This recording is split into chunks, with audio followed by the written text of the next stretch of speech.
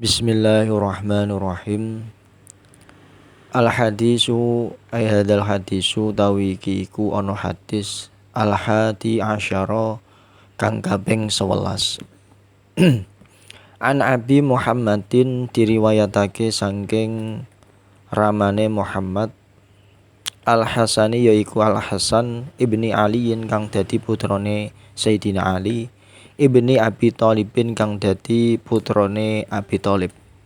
Kala dawuh sinten Hasan bin Ali ing dawuhan hafidtu min Rasulillah.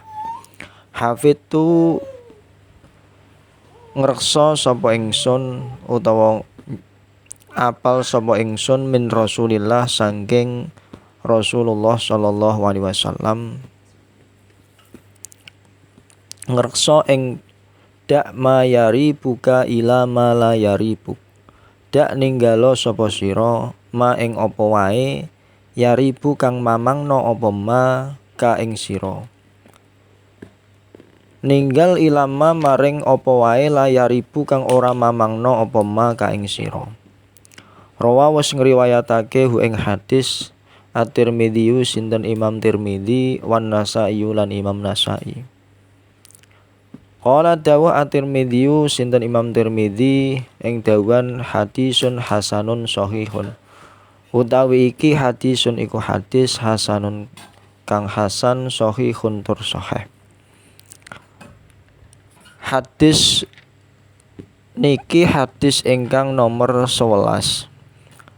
Diceritakake saking Abi Muhammad rupane Sayyidina Hasan bin Ali bin Abi Thalib. Bilih beliau nate sanjang nate dawuh aku ngreksa saking dawuh Rasulullah sallallahu alaihi wasallam ingkang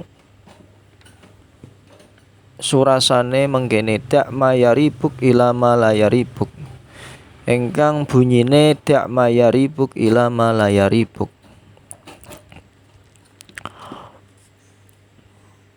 Perkara kang sekira mamangake marang ati sira iku prayoga sira tinggal. Prayoga iki apike baguse ngaliya marang perkara kang ora mamangake ati sira, beralih pada perkara yang tidak meragukan hati kamu.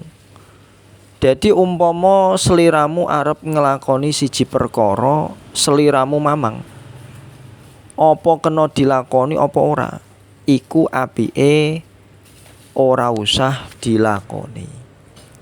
Mekaten wallahu a'lam bishawab.